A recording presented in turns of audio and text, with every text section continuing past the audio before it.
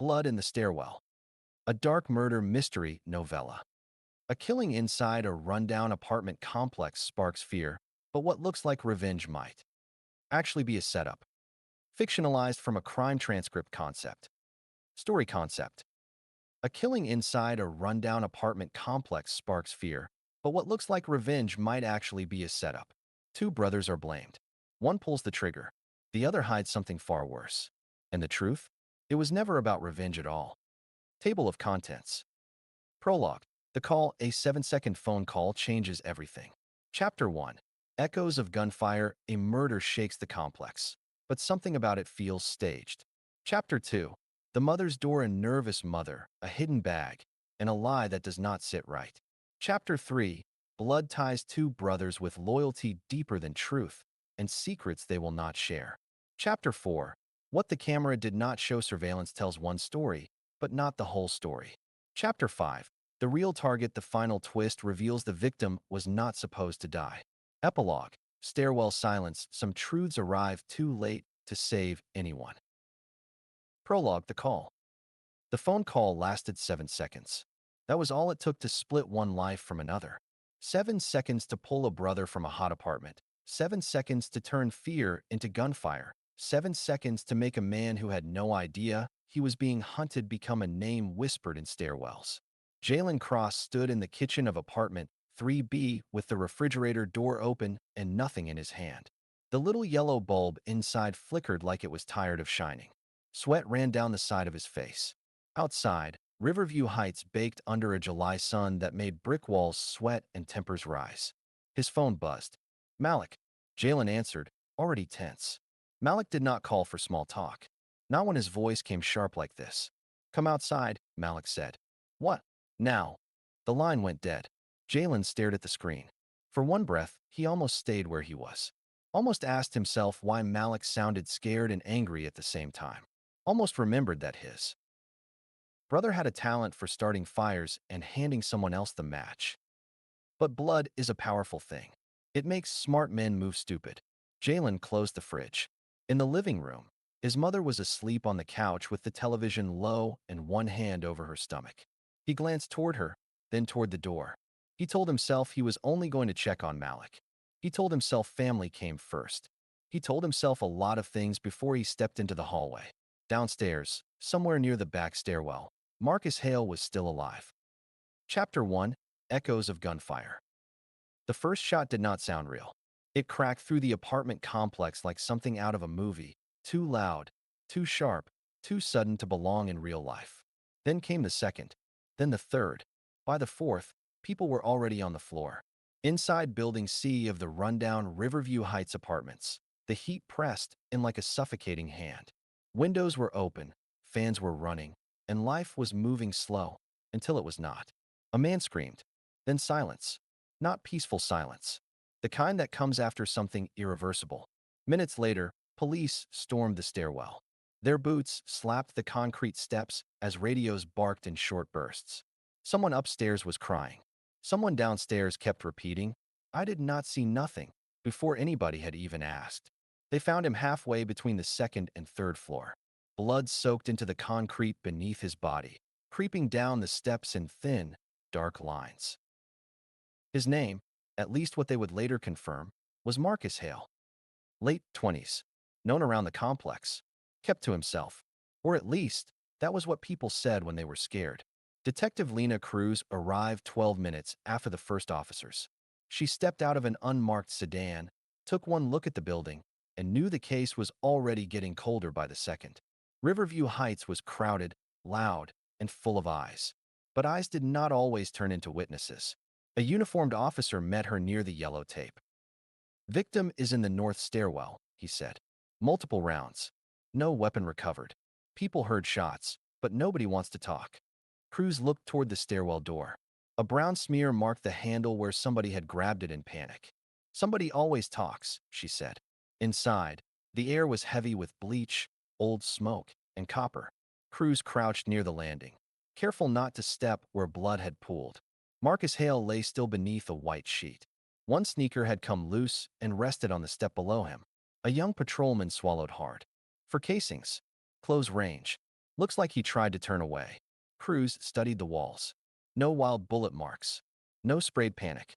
Whoever fired had not been shooting blind. This was not chaos. This was purpose. Outside, residents gathered in tight clusters, whispering, watching, pretending not to stare.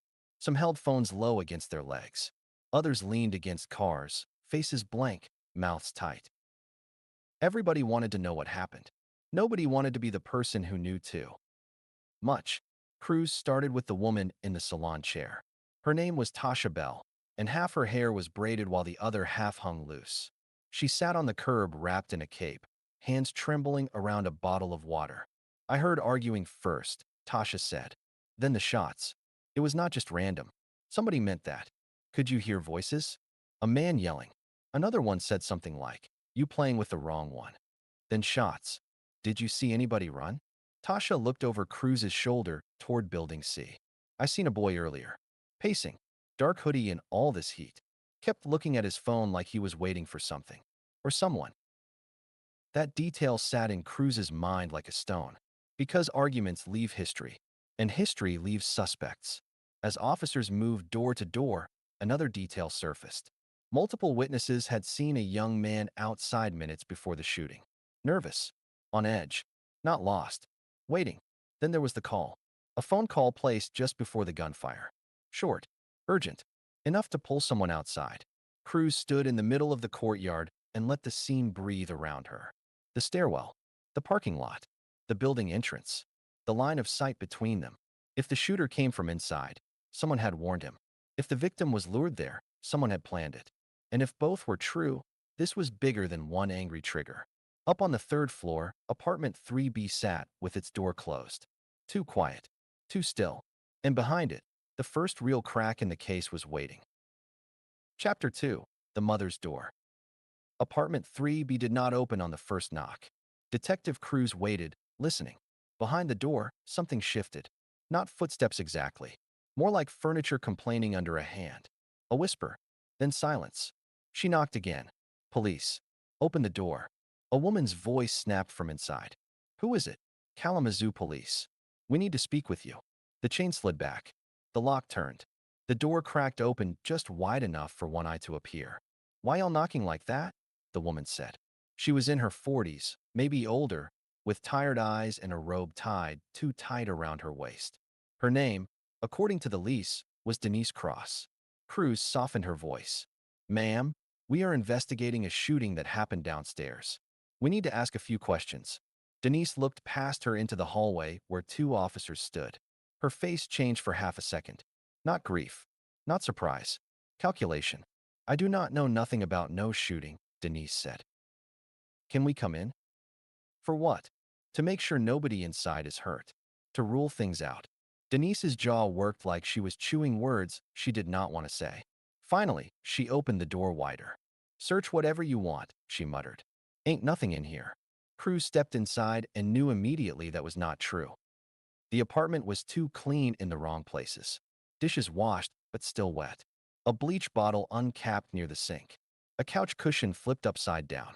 On the coffee table sat two cups, one with lipstick on the rim, one with a fingerprint dragged through condensation. Denise stood in the center of the room with her arms folded. You live here alone? Cruz asked. Yes. Anybody come in and out? My sons come see me. That's it. Names. Denise hesitated. Jalen. Malik. They groan. I do not keep tabs. An officer called from the back bedroom. Detective. Cruz followed the voice. The bedroom smelled like laundry powder and cologne. On the floor near the closet sat a black backpack wedged behind a laundry basket. Not hidden well enough to be innocent. Hidden just enough to be noticed. The officer unzipped the front pocket. Inside was an ID. Jalen Cross. Cruz looked back toward Denise, who had followed them to the doorway. That belongs to your son? Denise lifted her chin. Could be. His baby mama brought clothes by yesterday. I washed them. In a backpack with his ID. I just told you. Clothes. The officer opened the larger compartment. A small empty gun bag sat folded beneath a towel. Beside it, wrapped in a sock, was a pistol light. The room changed temperature. Denise stared at the bag like it had betrayed her. Cruz turned slowly. When did you last see Jalen? I have not seen him. You just said his things were here. His things. Not him. When did you last talk to him? Denise's eyes flicked toward the kitchen. Earlier. He called to check on me. I was not feeling good. What time? I do not know. Before or after the shooting? I said I do not know. Cruz took one step closer. Denise, your son's ID is in a bag with gun accessories in your apartment. A man is dead downstairs. This is the moment where you decide whether you are a mother protecting her son from trouble or a witness hiding a killer. Those are not the same thing. Denise's face cracked, but only for a second. My boys ain't killers, she whispered. Then help me prove it. Denise looked away. That was all the answer Cruz needed. In the hallway, neighbors had gone quiet. Doors were barely cracked open. Eyes vanished when Cruz looked their way. Downstairs, Marcus Hale's body was being rolled out under a sheet. Upstairs, in apartment 3B, the story was starting to rot from the inside. Cruz bagged the backpack, the ID, and the pistol light. Then she walked past Denise toward the door. If Jalen calls again, Cruz said, tell him running makes him look guilty. Denise's voice came small behind her. And if he is scared? Cruz stopped. Then he should be scared of the truth catching him before we do. Chapter 3, Blood Ties. Jalen Cross did not run far. That was what surprised Cruz most. Men who planned murder disappeared with discipline. Men who panicked disappeared with noise. Jalen didn't either. For 6 days he floated between couches, borrowed cars, and women who did not ask questions as long as he did not stay past morning. When the warrant team found him, he was in a cousin's apartment on the west side, barefoot, half asleep, with one hand under a pillow. Hands, an officer shouted. Jalen froze. For one dangerous second, the whole room held its breath. Then his hand came up empty. Man, what is this? He yelled as they pulled him from the bed. What I do? Nobody answered. By the time Cruz saw him, Jalen was seated in interview room 2 with his wrists cuffed to the table. He was 23, lean, restless, handsome in the way trouble often is before consequences finish with it. He kept licking his lips, trying to look bored. Cruz set a folder on the table and sat across from him. Jalen Cross. You know my name. Congratulations. You know why you are here. He leaned back. My name always come up. In murder investigations? His eyes sharpened. Cruz let the silence stretch. Marcus Hale, she said. Jalen looked away too fast. Do not know him. That is interesting. Because he died in your building. Minutes after your brother called you.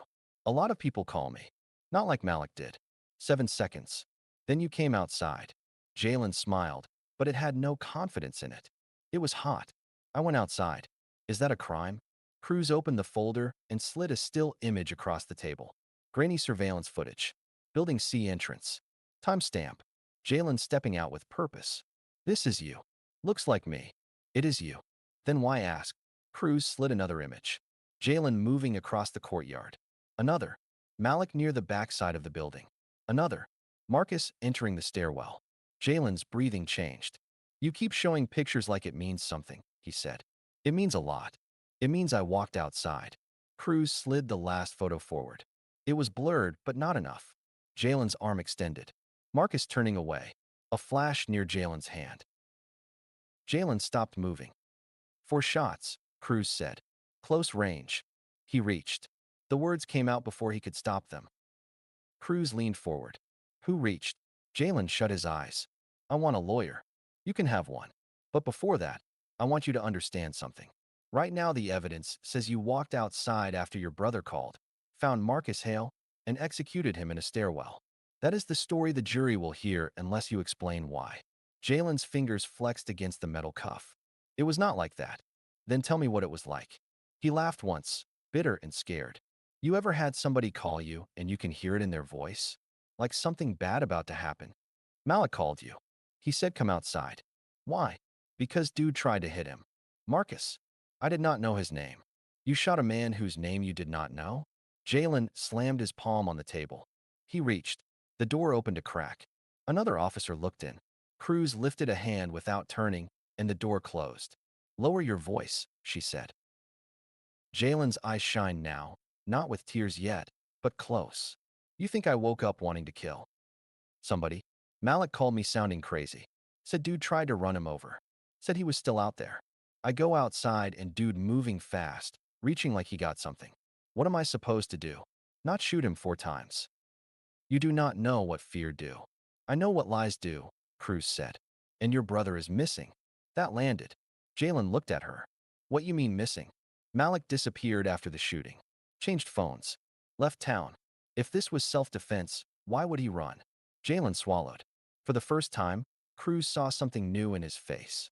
Not guilt. Doubt. He probably scared, Jalen said. But it sounded like he was trying to convince himself. Or he knew something you did not. Jalen's jaw tightened. Do not do that. Do what? Try to put me against my brother. Cruz tapped the photo. Your brother already put you here. The room went still. Jalen stared at the picture of himself firing into the stairwell. His voice dropped. Malik would not set me up. Cruz did not answer. She did not need to. Because some truths do not need to be spoken to start hurting. Chapter 4. What the camera did not show. Malik Cross was arrested outside Chicago 3 months later. He had cut his hair, grown a beard, and started using a name that did not belong to him. But men do not disappear as cleanly as they think. They leave receipts, phone pings, old girlfriends, cousins who talk too much, and the kind of pride that makes them believe no one is smarter than they are. When U.S. Marshals brought him back, Malik looked less like a fugitive and more like a man offended by inconvenience. He entered interview room 1 with a slow walk and a hard stare. I need to know what kind of deal I am getting, he said before sitting down. Detective Cruz stood by the wall. Across the table sat Detective Harlan, older, heavier, with a voice like gravel. Harlan smiled without warmth. Good morning to you too. I am serious, Malik said. I did not shoot nobody. Cruz sat. We know. That made Malik blink. Then why am I here? Because dead men do not care who pulled the trigger, Cruz said. They care who put the gun in the room. Malik leaned back. That sounds nice, but it ain't me. Harlan opened a laptop and turned it toward him. July 24th, 5:44 p.m. You walking across the complex. The video played. Malik crossing the courtyard, head low, phone in hand. That is me, Malik said. Going to smoke with my people. At 5:52, you called Jalen. I call my brother all the time. 7 seconds, Cruz said. Not a conversation. A command. You was on the call? No. But Jalen told us what you said. Malik's eyes sharpened. What'd he say? Cruz let the question hang. Harlan clicked to the next clip. It showed Jalen exiting Building C, fast. Focused. There goes your brother, Harlan said. So he says you told him Marcus Hale tried to hit you with a car. Malik scoffed. Marcus. Cruz caught it. You knew his name. Everybody knew Marcus. Jalen says he did not. Jalen say a lot when he's scared. Cruz leaned in. Was Marcus the man who tried to hit you? Malik rubbed his tongue against his cheek. Could have been. Could have. It happened fast. Harlan clicked again. This time the footage showed the moments after the shooting. Jalen moving fast toward Malik. Malik meeting him near the side of the building. Their bodies close. A quick handoff. Malik looked away. What did he give you? Cruz asked. Phone. Weed. Scale. No gun. No gun. The gun disappears after this moment. Ask him where it went. He says you took it. Malik laughed, but there was anger under it. That boy folding already? He is telling the truth. He is telling his truth. Cruz's voice sharpened. There is only one truth, Malik. The rest is survival. Malik pointed at the screen. That video does not show no gun in my hand. You want it to, but it do not. It shows enough. Enough for what? To scare me. Enough to prove you met your brother seconds after he killed a man and took something from him. Enough to prove you ran. Enough to prove you changed phones. Enough to prove this was not random. Malik's face hardened. You do not know nothing about what was random. Cruz heard the crack. She pushed. Marcus had beef with you? No. With Jalen? No. Then why did he die? Malik looked at the camera in the corner of the room, then back at Cruz. Because Jalen pulled the trigger. After you called him. I ain't tell him shoot. What did you tell him? I told him come outside. Why? Malik said nothing. Harlan slid a printed photo across the table. It showed a dark pickup truck entering the lot minutes before the shooting. Recognize it. Malik's nostrils flared. Cruz noticed. That is who you were waiting on, wasn't it? I do not know that truck. Liar. The word cracked through the room. Malik stood halfway up. Watch your mouth. Harlan did not move. Sit down. For a second, Malik looked like he might do something stupid. Then he sat.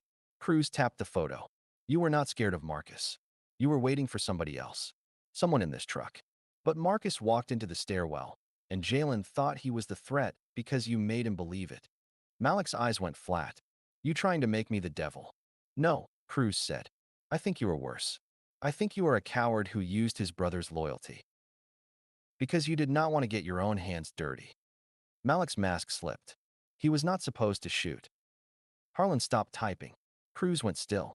Say that again, she said. Malik blinked, realizing too late what had left his mouth. I said he should not have shot. No, Cruz said. You said he was not supposed to shoot. Malik leaned back and folded his arms. I am done talking. But the room had already heard him. And so had the recorder. Outside the interrogation room, Cruz stood in the hallway and stared through the glass at Malik. He sat there with his jaw tight, pretending silence could erase sound. Harlan stepped beside her. You think Jalen knew? Cruz watched Malik's reflection in the glass. No, she said. I think Jalen was the weapon. And Malik aimed him. Cruz nodded. Now we find out who he was really aiming at. Chapter 5. The Real Target. The real target was not Marcus Hale. His name was Darius Vale. For 3 months, he had been a rumor more than a man. A shadow in statements. A name people almost said, then swallowed. Darius drove a dark pickup. Darius owed Malik money. Darius had embarrassed him in front of people who mattered in the courtyard economy of Riverview Heights, where respect could be worth more than cash and humiliation demanded interest. Marcus had the wrong walk, the wrong jacket, and the wrong timing. That was all. Cruz found Darius in a motel outside Lansing using a stolen ID and paying cash by the week. When she showed him Marcus Hale's photo, he looked like a man seeing the ghost of a debt he had not paid. That was supposed to be me, he whispered. Tell me why, Cruz said. Darius rubbed both hands over his face. Malik thought I set him up on a robbery. I did not. But Malik do not care about truth once he feel played. He wanted me outside. Wanted me. Scared. Wanted me bleeding maybe. Why did Marcus die? Darius looked down. Because I saw Malik in the lot and kept driving. Marcus came out right after. Same color jacket. Same build from far away. Malik called his brother, and after that, he shook his head. You know the rest. Cruz did know. But knowing did not make it easier. At trial, the courtroom filled early. Denise Cross sat behind her sons with a tissue balled in her fist. She looked smaller than she had in apartment 3B, like the months had folded her inward. Across the aisle, Marcus Hale's mother sat straight-backed, eyes dry, grief settled into her face like stone. Jalen wore a suit that did not fit. Malik wore confidence like armor. The prosecution played the footage. The call logs. The stairwell audio from a neighbor's phone where the shots sounded like doors slamming shut on a life. They showed the backpack, the pistol light, the handoff, Malik's recorded words. He was not supposed to shoot. When Jalen took the stand, the courtroom changed. His lawyer had warned him that testifying was dangerous. But Jalen said he was already buried. He wanted at least one person to know he had not woken up that morning planning to kill Marcus Hale. He looked at the jury first, then at Marcus's mother. I am sorry, he said. I know that do not fix nothing. I know it don't bring him back. But I am sorry. The prosecutor approached. Mr. Cross, why did you leave the apartment? Jalen's voice shook. My brother called me. What did he say? Come outside. Why did that make you bring a gun? Jalen closed his eyes. Because Malik sounded like something was about to happen. He told me somebody tried to hit him. He made it sound like the dude was still there. Like we was in danger. Did you know Marcus Hale? No. Did you know Darius Vale? Not then. Did you know Malik was really looking for Darius? Jalen looked at Malik. For the first time in the whole trial, Malik did not stare back. No, Jalen said. I did not. What do you believe happened? Jalen swallowed hard. He set me up. A sound moved through the courtroom. The judge called for order. Jalen kept talking, the words coming faster now, years of loyalty breaking apart in public. He knew how I was. He knew if he called me scared, I would come. He knew I carried. He knew I would protect him. He used that. He used me. Malik leaned toward his attorney and whispered something, but his face was stone. On cross-examination, Malik's lawyer tried to tear Jalen apart. You are blaming your brother because you fired the gun, correct? I fired it. You made that choice. Yes. Malik did not pull your finger. Jalen's eyes filled. No. He pulled my heart. No one spoke. Even the lawyer paused. When Malik took the stand, he denied everything with the calm of a man who had practiced in mirrors. He said Jalen was reckless. He said Marcus reached. He said the police twisted his words. He said Darius was a liar trying to save himself from other trouble. Then the prosecutor played the recording again. He was not supposed to shoot. Malik's jaw flexed. I meant he should not have shot, he said. But that is not what you said, the prosecutor replied. The jury watched him. Malik watched them back, trying to dominate the room the way he dominated his brother. But juries are not brothers. They do not owe blood loyalty. They took less than a day. Guilty. Jalen lowered his head when the verdict came. Malik stared straight ahead, unreadable. At sentencing, Marcus Hale's mother finally spoke. My son was not perfect, she said. But he was mine. He was not a target. He was not a mistake. He was a person, and you both took him from me. One with a gun, one with a lie. Denise sobbed into her hands. Jalen cried silently. Malik did not. The judge sentenced Jalen to life without parole. Malik received 40 to 65 years for conspiracy, felony firearm charges, and his role in the killing. As deputies led them out, the brothers passed close enough to touch. Jalen turned, chains dragging. Why? He asked. Malik did not look at him. I ain't tell you to shoot. Jalen's face changed then. The last piece of brotherhood died in his eyes. You did not have to, he said. Malik finally turned. For 1 second, the mask cracked. Not guilt exactly. Something worse. Regret that he had been caught. Then he smiled. Small. Cruel. You always was easy to move, Malik said. Jalen lunged. Deputies slammed him back before he could reach his brother. The courtroom erupted. Denise screamed both their names. Marcus's mother shut her eyes. Cruz stood in the back and watched the whole thing unfold. She had seen men betray friends, lovers, Cruz, families. But there was something uniquely brutal about watching a brother realize he had not been loved, only used. As Malik disappeared through one door and Jalen through another, Cruz understood the final truth of the case. Marcus Hale had died in the stairwell. But the Cross brothers had been dead long before that. They just had not stopped breathing yet. Epilogue, stairwell silence. Years later, Riverview Heights still stood. The paint peeled a little more. The stairwell got cleaned. New tenants moved in, carrying couches, boxes, babies, and hope up the same concrete steps where Marcus Hale had taken his last breath. People stopped saying his name out loud, not because they forgot, but because places like Riverview Heights learned to survive by swallowing memory. Apartment 3B changed hands twice. The door was painted blue, then gray. Denise Cross moved away after the trial and left no forwarding address. Some said she went south. Some said she stayed in town and lived with a sister. Nobody knew for sure. Darius Vale vanished too. The man who should have been the target became another ghost in a story full of them. Detective Lena Cruz kept one photo from the case in her desk drawer. Not the crime scene. Not the brothers. Marcus Hale. She looked at it sometimes when a new case tried to convince her that violence was simple. It never was. A trigger was simple. The hand that squeezed it was not. The lie behind it was even worse. One brother pulled the trigger. The other pulled the strings. And by the time the truth stepped into the light, it was too late to save anyone. At Riverview Heights, the stairwell went quiet again.